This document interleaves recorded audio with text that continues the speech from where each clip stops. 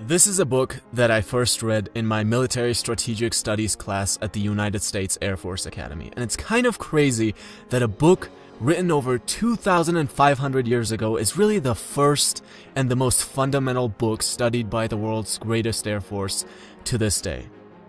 And you might not necessarily be fighting wars, but business is basically the modern day warfare. So if you own one or work for one, which should basically be everyone, then this book is just as useful for you as for a military strategist.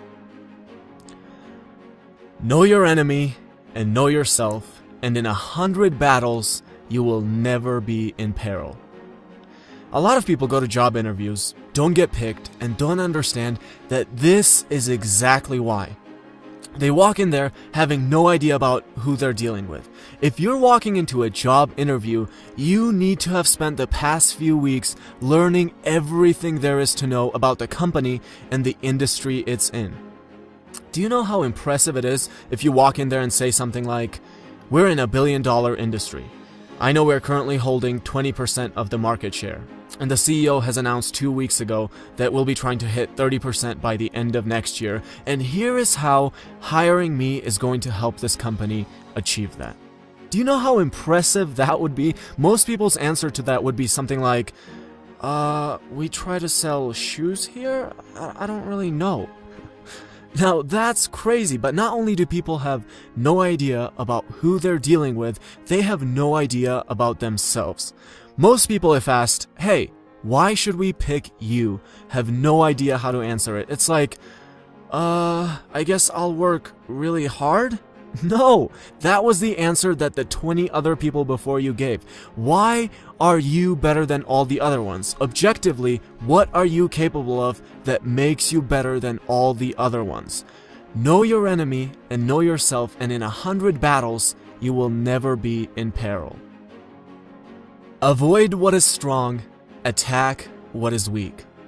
So when Jen gets a job at a company, she goes in and sees how everyone's really good at answering the phone, and she says, "I'm going to work hard and be better than everyone when it comes to answering the phone." And Jen's never going to be valued in that company. There are all these other people who are really good at answering the phone. You don't want to compete there. You want to be the Jen who everyone goes up to with insurance questions because you're the only person in there who knows everything there is to know about insurance. Same thing in business. No wonder businesses have such a huge rate of failure when people walk into a business trying to compete with Walmart on price. Why are you attacking what is strong? You're never going to beat Walmart on price.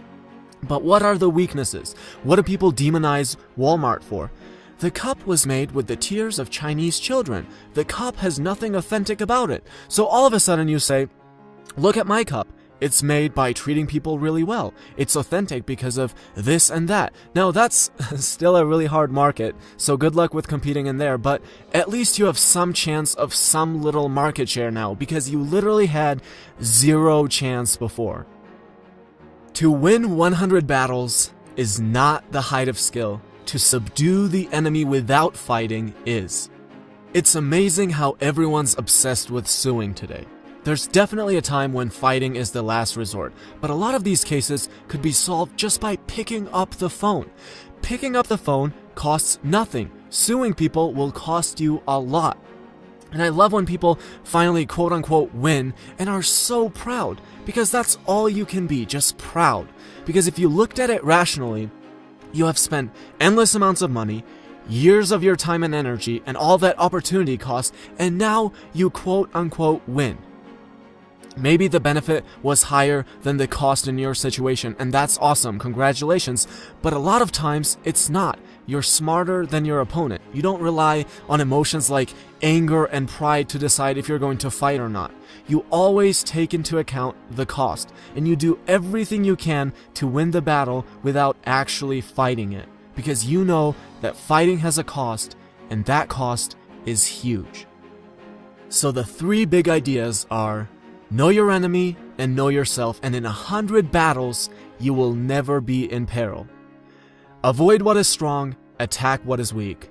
And to win 100 battles is not the height of skill. To subdue the enemy without fighting is.